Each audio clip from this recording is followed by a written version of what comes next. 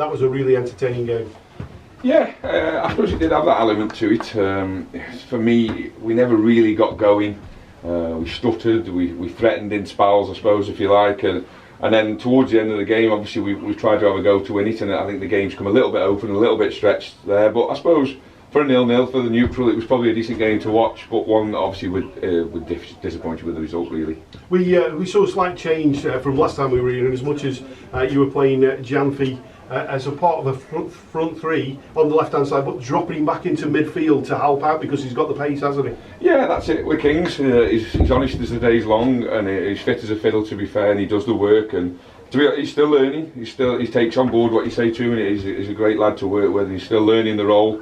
Obviously, like you say, we play with a bit of a lopsided 4-4-2, a bit like a pendulum, I suppose, where Kings has got a bit more of an attacking threat, and Disco's got the ability to tuck in and obviously occupy the middle of midfield when we need to.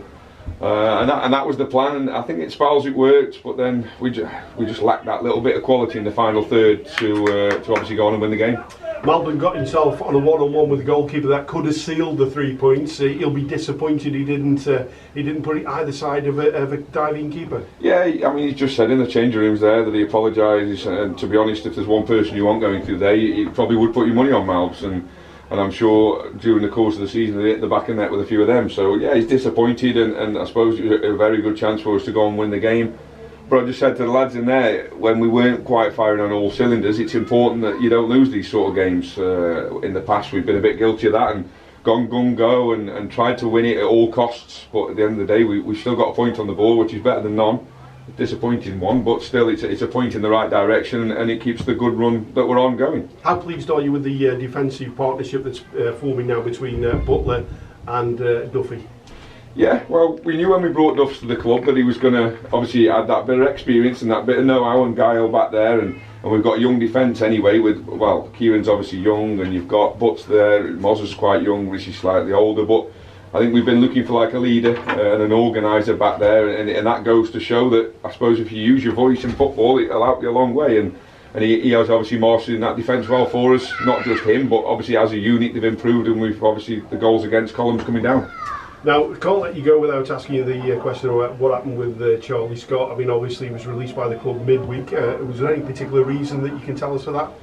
No, I think Charlie wanted to guarantee himself first team football week in, week out, and he wanted to be looked after as a centre midfielder. Obviously we played him as a 10 and on the right wing or whatever, but I'm happy with our two midfielders. Kyle Blake and Sam Hall are playing really well week in, week out at the moment. We've got Kyle Diskin who can play there, Lee Williamson, Sean Rhodes, so we've got enough options in there, and he wanted to play, and I'm not here to try and stop lads playing. If he wants to go out the club and try and guarantee that he's going to start week in, week out, then he goes with our best wishes.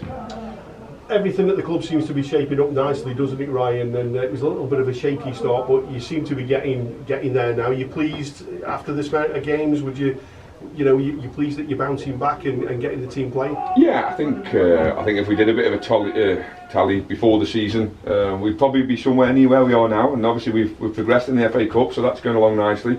We perhaps would have wanted 1 or 2 more points on the board, but listen, you can't grumble. We had a poor start, and it showed good character from the lads and a good dressing room that we've bounced back from that. We've just won 4 on the bounce, and obviously a drawn today, so that unbeaten run's still going, if you like, and we'll go into the Matlock game next weekend in a positive mindset.